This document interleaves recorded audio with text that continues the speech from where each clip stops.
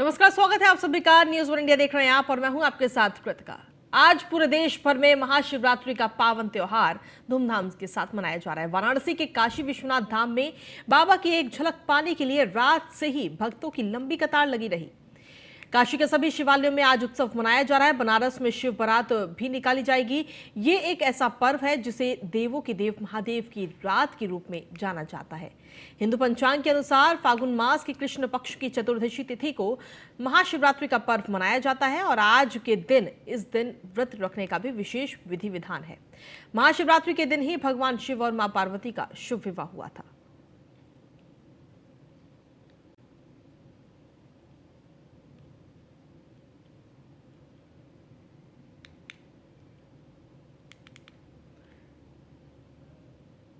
वहीं रांची में सुरेश्वर महादेव मंदिर चूटिया में महाशिवरात्रि के मौके पर श्रद्धालुओं की भारी भीड़ उमड़ी। सुबह 5 बजे से ही श्रद्धालु बाबा सुरेश्वर महादेव का जलार्पण कर रहे हैं।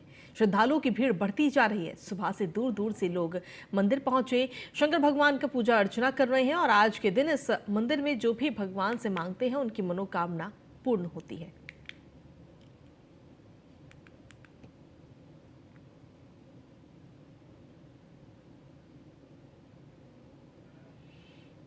बाढ़ शहर स्थित उत्तरायण गंगा के तट बसे सुविख्यात भगवान शिव का मंदिर उमानाथ धाम महाशिवरात्रि महापर्व को लेकर सज धज कर तैयार। जहां भगवान शिव पर उत्तरायण गंगा का जल चढ़ाने से लोगों की मनोकामनाएं पूर्ण होती है। ऐसी मान्यता है कि भगवान राम ने इस घाट पर शिवलिंग बनाकर स्वयं पूजा की थी। बाढ़ अनुमंडल के उमानाथ और अलखनाथ मंदिर में सुबह से ही भक्तों की भारी भीड़ भगवान शिव पर जलाभिषेक करने के लिए मंदिर पहुंचने लगी।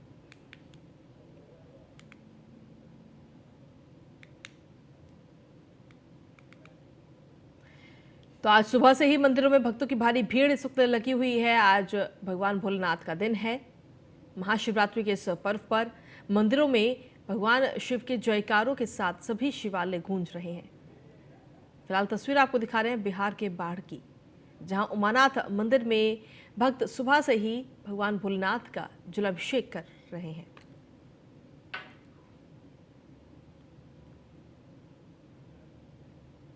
और अगली खबर दिल्ली से, जहां यूपी दौरे पर भारतीय जनता पार्टी के अध्यक्ष जेपी नड्डा अमरोहा और सहारनपुर का दौरा करेंगे। जेपी नड्डा 28 फरवरी को अमरोहा सहारनपुर का दौरे पर रहेंगे। पार्टी नेताओं और कार्यकर्ताओं के साथ बैठक करेंगे। बीजेपी अध्यक्ष जेपी नड्डा चुनावी तैयारियों की समीक्षा करेंगे। जेपी नड्डा यूपी के कई मंत्री भी सहारनपुर अमरोहा बैठक में रहेंगे। 2024 लोकसभा चुनाव को लेकर रणनीति बनाएंगे जेपी नड्डा।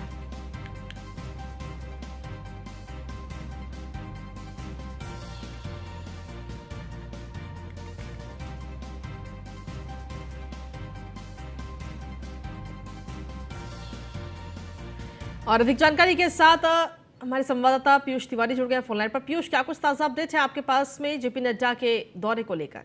देखिए, हम बात करें तो 2024 के लोकसभा के जो चुनाव है वो कहीं ना कहीं नजदीक आ रहा है और इसी कड़ी में भारतीय जनता पार्टी चाहती है किसी भी तरीके से, खासतौर पे उत्तर प्रदेश की बात करें जहां पर ज्यादातर लोकसभा की सीटें आती हैं, वहां पर तैयारियां कहीं ना कहीं अभी से शुरू कर चुकी है। और यही कारण है कि भारतीय जनता पार्टी के राष्ट्रीय अध्यक्ष जेपी नड्डा का हाल में अमरोहा की बात करें या सहारनपुर की बात करें, वहां पे दौरा होने वाला है। 28 फरवरी को वो अमरोहा और सहारनपुर का दौरा करेंगे। इसके साथ ही तमाम जो वहाँ के पार्टी के वरिष्ठ नेता हैं, चाहे अमरोहा की बात करें या सहारनपुर की बात करें, नेताओं और कार्यकर्ताओं के साथ एक साझा बैठक भी करेंगे और चुनाव की जो तैयारियां चल रही हैं, किस तरीके से वहाँ पे जमीनी रिपोर्ट है, उसको लेकर एक समीक्षा भी कहीं ना कहीं भारतीय जनता पार्टी के राष्ट्रीय अध्यक्ष जेपी नड्डा करेंगे।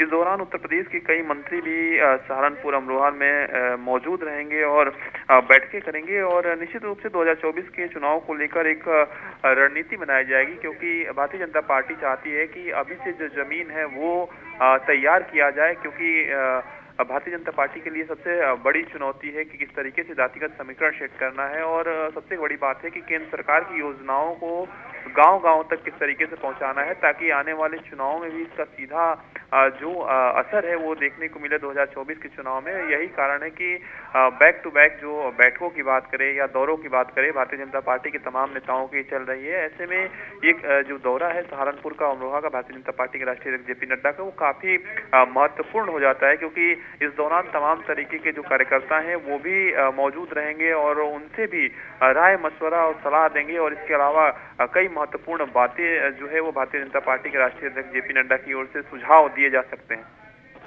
चलिए, शुक्रिया तमाम जानकारी देने के लिए पीयूष।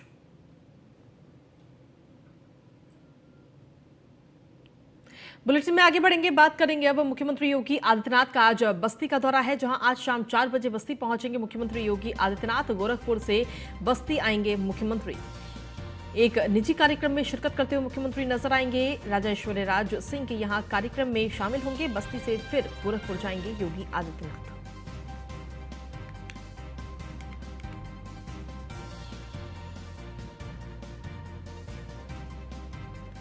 तो आपको बता दें कि मुख्यमंत्री योगी आदित्यनाथ का बस्ती का कार्यक्रम है। आज बस्ती के दौरे पर रहेंगे मुख्यमंत्री योगी आदित्यनाथ। बस्ती से फिर गोरखपुर जाएंगे मुख्यमंत्री। आज एक निजी कार्यक्रम में भी मुख्यमंत्री योगी आदित्यनाथ शिरकत करते हुए नजर आएंगे। तो गोरखपुर से बस्ती आएंगे आज मुख्यमंत्री योगी आदित्यनाथ, जहां एक निजी कार्यक्रम में मुख्यमंत्री आज शिरकत करेंगे।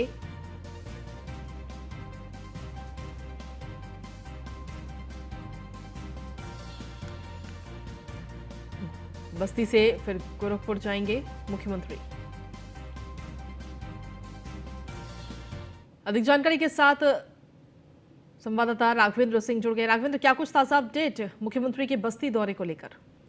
जी, आपको बता दें आज मुख्यमंत्री योगी आदित्यनाथ राजभवन पहुंचेंगे और उनको लेकर सारी तैयारियां राजभवन में पूरी कर ली गई हैं। बात करें प्रशासन की, तो प्रशासन भी चुस्त दुरुस्त है और जगह जगह पुलिस के बल भी तैनात किए गए हैं। साथ ही सुरक्षा के दृष्टिगत उनकी सुरक्षा है कैमरा और अन्य सुरक्षा एजेंसियां भी वहाँ मौके पर पहुंच चुकी हैं। सीसीटीवी कैमरे भी जगह जगह लगाए गए हैं, जिससे कहीं कोई घटना या दुर्घटना ना हो सके। और बात करें तो वहाँ एसपीजी की पहले से ही कल ही पहुंच गई थी एसपीजी की सुरक्षा, और उनके सभी राजभवन में सुरक्षा के चाक चौबंद इंतजाम किए गए हैं प्रशासन के द्वारा। जी, शुक्रिया तमाम जानकारी देने के लिए राघवेंद्र।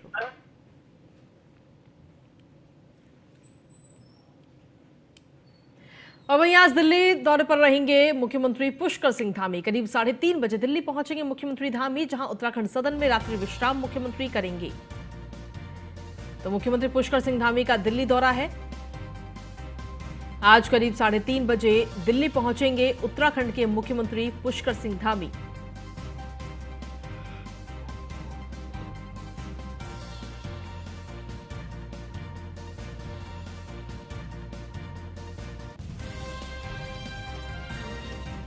साढ़े 3 बजे दिल्ली पहुंचेंगे मुख्यमंत्री पुष्कर सिंह धामी। अधिक जानकारी के साथ संवाददाता पीयूष तिवारी जुड़े हुए हैं। पीयूष, क्या कुछ ताजा अपडेट आपके पास में? अगर हम बात करें तो आज उत्तराखंड के मुख्यमंत्री पुष्कर सिंह धामी का दिल्ली दौरा, और काफी महत्वपूर्ण ये दौरा माना जा रहा है, चूंकि 2:45 पर वो उत्तराखंड से पंतनगर एयरपोर्ट से वहां से निकलेंगे और करीब 3:30 पर दिल्ली के IGI एयरपोर्ट पर पहुंचेंगे। इसके अलावा वो उत्तराखंड सदन में आज रात्रि विश्राम करेंगे। और निश्चित रूप से चूंकि उत्तराखंड के मुख्यमंत्री पुष्कर सिंह धामी जब भी दिल्ली दौरे पर आते हैं तो काफी महत्वपूर्ण जो बैठकें होती हैं, जो चर्चाएं होती हैं, वो होती है। हालांकि किसी भी तरीके से आधिकारिक रूप से अभी फिलहाल जानकारी नहीं दी गई है कि दिल्ली दौरा किस बात को लेकर उत्तराखंड के मुख्यमंत्री पुष्कर सिंह धामी का है। हालांकि आज शाम तक संभवतः ये स्थितियां स्पष्ट हो जाएंगे कि आखिर मुख्यमंत्री उत्तराखंड के पुष्कर सिंह धामी दिल्ली दौरे पर किन वजहों से आ रहे हैं। लेकिन सूत्र ये बता रहे हैं कि कुछ पार्टी के वरिष्ठ नेताओं से उत्तराखंड के मुख्यमंत्री पुष्कर सिंह धामी की मुलाकात हो सकती है। इसके अलावा उत्तराखंड की परियोजनाओं को लेकर भी कुछ केंद्रीय मंत्रियों से मुलाकात हो सकती है। हालांकि अभी आधिकारिक तौर पर किसी भी तरीके से कोई भी स्टेटमेंट जो है वो नहीं आया है। ठीक है, शुक्रिया तमाम जानकारी देने के लिए पीयूष।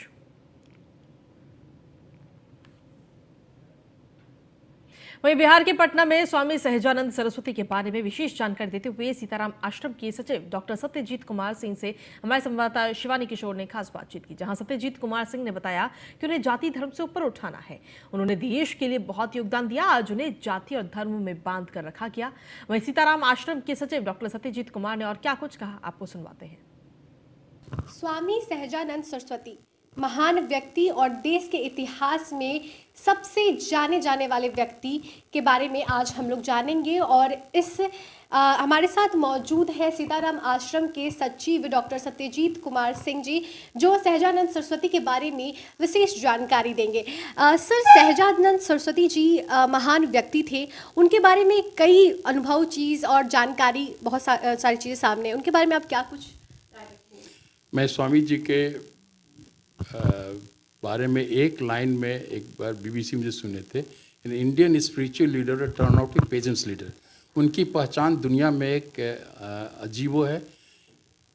वो स्वामी जी, स्वामी सहजानंद सरस्वती सारा जिंदगी एक योगी के जिंदगी जी, लेकिन गरीबों के लिए एक क्रांतिकारी की तरह काम किए और क्रांतिकारी की तरह लड़े, जिससे कि बिहार में पहला बार ज़मींदारी लॉ ख़त्म हुआ, गरीबों को ज़मीन मिला सरकार से।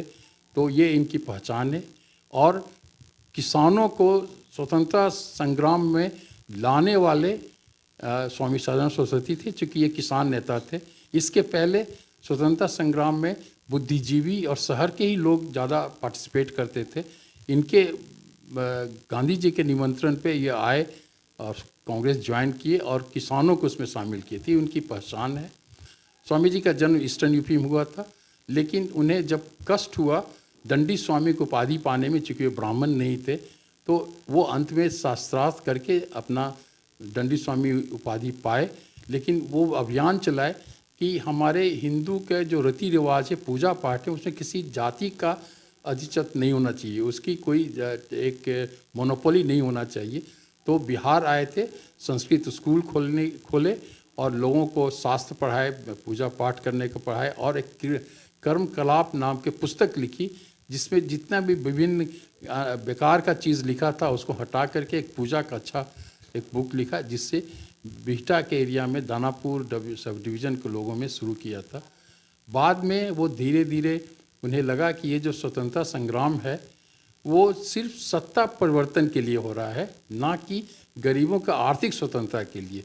इसलिए कांग्रेस के अंदर में आवाज़ उठाना शुरू किया मजदूर और छोटे किसानों के लिए, जिसे वो क्षुब्ध होकर के छोड़ दिए कांग्रेस, और वो सुभाष चंद्र बोस के साथ में मिल करके और बहुत से उनके विचार के मिलने वाले पूरे इंडिया में थे, किसान सभा शुरू किया, जो पूरे इंडिया में कश्मीर से लेकर चिटगांव तक बिहटा था। आज की डेट में कहीं ना कहीं सिमट के रह गए हैं और उनका योगदान जो है उभर कर सामने नहीं आ पा रहा है, लोग कहीं ना कहीं अनभिज्ञ हैं। उनके बारे में, उनके योगदान के बारे में आप कैसे जिक्र करेंगे? देखिए, बात तो ऐसी है कि वो इसमें ख्याति पाने के लिए बड़े लोगों का जब साथ मिलता है, उन्हें पब्लिसिटी मिलता है और उन्हें पोजीशन मिल जाता है। ये तो लड़े एस्टेब्लिशमेंट के खिलाफ में, ज़मींदारों के खिलाफ में, तो उनको जानबूझ के नीचे किया गया और उनको जानबूझ के एक जाति विशेष का नेता बनाया गया, जिसकी उनकी छवि खराब हो। और उनके डेथ 50 में हुआ था, उसके बाद आश्रम की हालत बेहाल हो गई और उनके बारे में इंडियन हिस्टोरियन भूलने लगे। लेकिन एक अमेरिकन हिस्टोरियन जो में एडमिशन लिए यूनिवर्सिटी में PhD के लिए हिस्ट्री में, उन्होंने डिसाइड किया कि मैं स्वामी किसान सभा और स्वतंत्रता संग्राम के बारे में रिसर्च करूं। उस क्रम में वो हुए और लगातार आते रहे। उन्होंने PhD हासिल किया। उनका सब्जेक्ट था किसान मूवमेंट 1929-41 और स्वामी जी के बारे में लिखते गए और फिर यहाँ से बहुत से दस्तावेज ले गए, चूँकि ये आश्रम बिखर चुका था, टूट फूट रहा था, रद्दी कागज़ की तरह उनका डॉक्यूमेंट को बेचा जा रहा था। तो वो कागजात लेते गए, यहाँ से लेते जाते थे, दिल्ली में उसका माइक्रो फिल्मिंग करके नेहरू मेमोरियल में देते थे और कागज़ ले जाते थे। उससे वो उनके ग्रंथों का इंग्लिश अनुवाद किया। सारे दुनिया में हिस्टोरियन जो उस ग्रंथ को पढ़े और दुनिया स्वामी जी के बारे में जानता रहा। जी, हमारे साथ थे डॉक्टर सत्यजीत कुमार सिंह जी, सीताराम आश्रम बेटा के सचिव, जिन्होंने बताया कि आश्रम को आगे और उभारा जाएगा शिक्षा के क्षेत्र में, चाहे किसानों को लेकर आश्रम में विशेष ध्यान दिया जाएगा। फिलहाल इसमें इतना ही। शिवानी किशोर, न्यूज़ 1 इंडिया, पटना। वहीं किशनगंज में ठाकुरगंज प्रखंड के बंदरझुला पंचायत में जंगली हाथियों की झुंड ने तांडव मचाया। बताया जा रहा है कि नेपाल के रास्ते जंगली हाथियों का एक झुंड आकर कद्दूभीटा रोड के समीप एक घर में घुसकर पूरी तरह से तोड़फोड़ कर दी। वहीं हाथियों के झुंड ने मक्के की फसलों को भी काफी नुकसान पहुंचाया। रात के अंधेरे में अक्सर जंगली हाथियों के आने की बात बताई जा रही है। क्या होगा? ये नुकसान यहाँ घर का पूरा हो गया है। जितना भी सामान उमान था सब कुछ किया है। इसमें चावल था 10 बोरी, ये भी पूरा क्षतिग्रस्त कर दिया है। और इससे पहले 1 नंबर वार्ड में कद्दूभीटा एक आदमी को भी मार दिया था।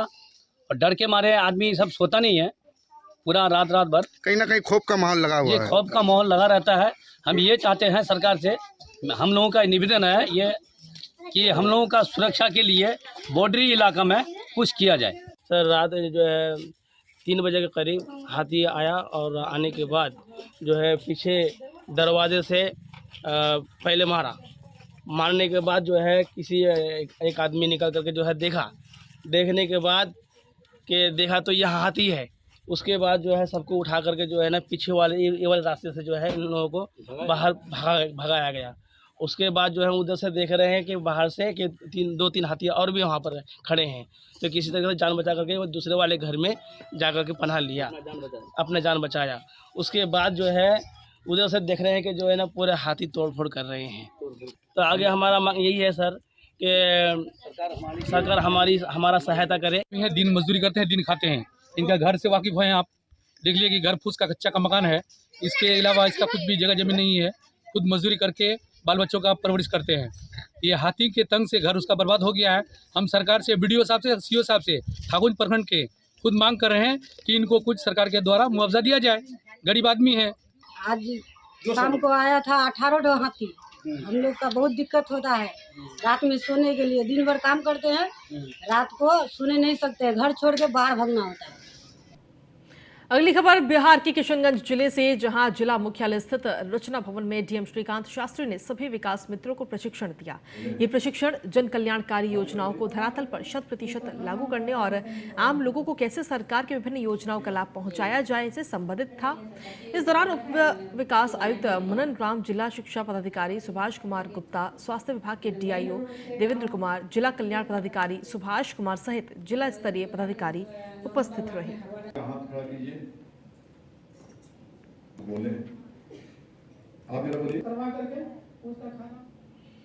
वहीं मुजफ्फरपुर किडनी कांड पर पंचायती राज मंत्री मुरारी गौतम का शर्मनाक बयान सामने आया। बिहार मुजफ्फरपुर किडनी कांड की पीड़ित सुनीता की जिंदगी बचाने और इंसाफ दिलाने के लिए एक हफ्ते से जारी धरने पर पंचायती राज मंत्री मुरारी गौतम ने शर्मनाक बयान दिया। रविदास जयंती कार्यक्रम में शामिल होने के लिए मुजफ्फरपुर के सकरा पहुंचे मंत्री मुरारी गौतम ने किडनी कांड की पीड़िता सुनीता की तुलना तातू प्रसाद के मामले से कर दी और एक सभा को संबोधित करते हुए मुरारी गौतम ने यह तक कह दिया कि लालू प्रसाद की भी किडनी खराब हुई थी, लेकिन लालू प्रसाद की किडनी के लिए ना तो तेजस्वी यादव धरने पर बैठे थे और ना ही सरकार धरने पर बैठी थी।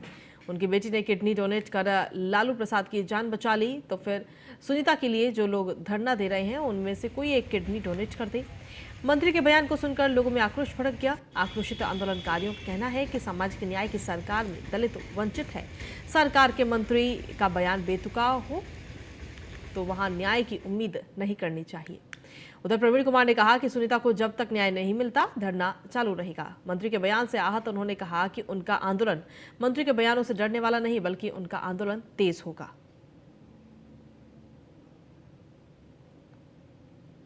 जब तक सुनीता को इंसाफ नहीं मिलेगा, जब तक उसकी किडनी की व्यवस्था नहीं होगी, जब तक उसको मुआवजा नहीं मिलेगा, जब तक डॉक्टर आरोपित RK सिंह की गिरफ्तारी नहीं होगी, तब तक हम लोग धरना पर कंटिन्यू बैठे हैं।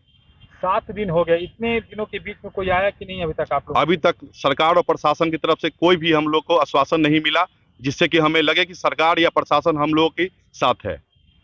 आपने कैंडल मार्च भी किया, जुलूस भी निकाला, इसका कोई असर दिख रहा है? कहीं से कोई असर नहीं दिख रहा है। क्या कुछ मांग रखे हैं अभी तक? हमारी मांगे हैं कि सुनीता बहन की जिंदगी बचाने के लिए सरकार अविलंब या किडनी की व्यवस्था करे और सुनीता की परिवार की आर्थिक स्थिति को देखते हुए उसको मुआवजा मिले और जो डॉक्टर आरोपित जो है उसको अविलंब गिरफ्तारी किया जाए। धरने पर काहे धरना पर बैठे हो? किडनी मम्मी चल रहा। मम्मी को किडनी, सुनीता तुम्हारी मम्मी है? हाँ। कितना दिन से धरना पर बैठे हो? 7 दिन से। हाँ। अब तक कोई सुना कि नहीं आया कि नहीं मिलने के लिए तुम लोगों से? हाँ। हाँ? माँ से मिले हो जाके हॉस्पिटल में? हाँ। कैसी तबीयत है? ठीक, खराब है। तो किडनी के लिए यहाँ पर धरना पर बैठे हो? कि हमारा मुआवजा मिले और मेरा पत्नी को किडनी लगाया जाए, पर जल्द से जल्द मेरा पत्नी का किडनी लगवाया जाए। उधर तबीयत लगातार बिगड़ती जा रही जी है। बिगड़ती जा रहा है उसका भी तबीयत। कोई अभी तक मिलने आया? कोई नहीं मिलने आया, न प्रशासन न कोई, चाहे कोई पदाधिकारी कुछ? कोई नहीं आता है अभी मिलने के लिए। क्या करेंगे, कब तक रहेंगे ऐसे? जब तक उसको इंसाफ न मिला तब तक बैठे रहेंगे। मुख्यमंत्री अशोक गहलोत ने सरकारी मुख्य सचेतक महेश जोशी का इस्तीफा मंजूर कर लिया है। महेश जोशी ने बजट सत्र से पहले अपने पद से इस्तीफे की पेशकश की थी, लेकिन बजट के चलते इस त्याग पत्र को मंजूर नहीं किया गया था। बजट पर मुख्यमंत्री अशोक गहलोत ने रिप्लाई के बाद में सीएम ने उनका इस्तीफा मंजूर कर लिया। हालांकि महेश जोशी जलदाय मंत्री बने रहेंगे।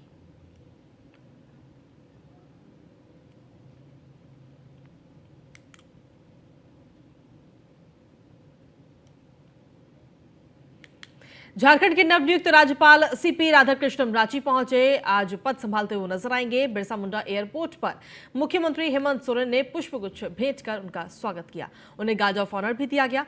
सीपी राधाकृष्णन ने बिरसा मुंडा एयरपोर्ट से राजकीय अतिथिशाला जाने के क्रम में बिरसा चौक स्थित भगवान बिरसा मुंडा की प्रतिमा पर माल्यार्पण कर उनके प्रति श्रद्धांजलि भी अर्पित की।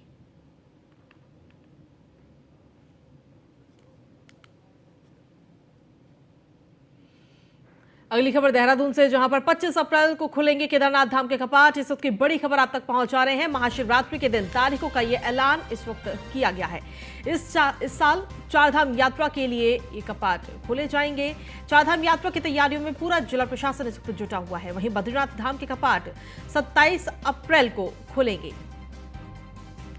तो 25 अप्रैल को केदारनाथ धाम के कपाट खुलेंगे और 27 अप्रैल को बद्रीनाथ धाम के कपाट खोले जाएंगे। ये बड़ी खबर आप तक पहुंचा रहे हैं। आज महाशिवरात्रि का अवसर है और आज ही के दिन मंदिरों के कपाट कब खोले जाएंगे, तारीखों का ऐलान आज किया गया है। ये बड़ी खबर आप तक पहुंचा रहे हैं देहरादून से। सुख की बड़ी खबर, महाशिवरात्रि के दिन तारीखों का ये ऐलान किया गया है। केदारनाथ धाम के कपाट 25 अप्रैल को खुलेंगे और बद्रीनाथ धाम के कपाट 27 अप्रैल को खोले जाएंगे।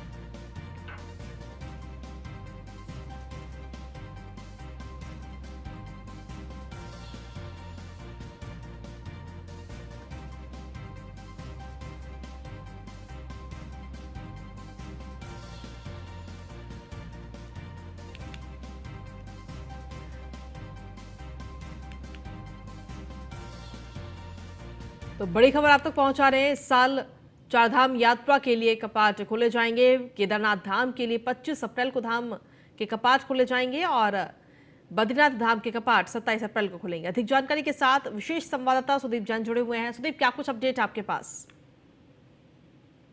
सवाल दोहराएं। सुदीप, आवाज मिल पा रही है? जी सुदीप, महाशिवरात्रि आज के दिन कपाट कब खोले जाएंगे केदारनाथ धाम के और बद्रीनाथ धाम के, इसकी तारीखों का ऐलान कर दिया गया है? जी बिल्कुल, देखिए आज की सबसे बड़ी खबर ये है कि बाबा केदारनाथ के दर्शनों के लिए जो उनके भक्तों के लिए इंतजार था कि इस वर्ष उन्हें कब मौका मिलेगा बाबा के दर्शन करने का, तो इंतजार अब खत्म हो चुका है। बाबा केदारनाथ के धाम खोलने की जो तिथि है वो आज तय हो गई है।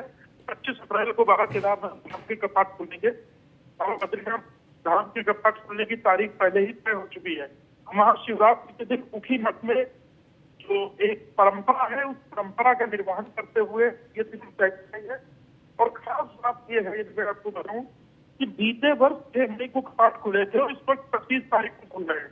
यानी बद्रीनाथ जी की तरह केदारनाथ जी के भी कपाट पहले खुल रहे हैं। तो इस बार की जो चारधाम यात्रा वो पहले शुरू हो रही है और करीब 12 दिन पहले शुरू हो रही है जी। और 12 दिन बाद तक ही चलेगी। तो इस बार की चारधाम यात्रा और बड़ी होने जा रही है। और आज बाबा केदारनाथ धाम के कपाट की तारीख तय होने के साथ ही सभी चारों धामों के कपाट खुलने का समय निश्चित हो गया है। ठीक है, शुक्रिया तमाम जानकारी देने के लिए सुदीप। महाराष्ट्र के उप मुख्यमंत्री देवेंद्र फडणवीस ने कहा कि राज्य के अहमदनगर जिले की प्रसिद्ध धार्मिक नगरी शिरडी स्थित हवाई अड्डे को नियामक नागरिक उड्डयन महानिदेशालय से रात में विमानों की उतरने का लाइसेंस मिल चुका है। इस कदम से शहर में संपर्क सुविधा और मजबूत होगी। आपको बता दें कि शिरडी में साईं बाबा को समर्पित एक विश्व प्रसिद्ध मंदिर स्थित है। ये शहर मुंबई नागपुर समृद्धि एक्सप्रेसवे का हिस्सा भी है। अब वंदे भारत सेवा भी यहाँ के लिए उपलब्ध है। प्रधानमंत्री नरेंद्र मोदी ने हाल ही में इसका उद्घाटन किया था।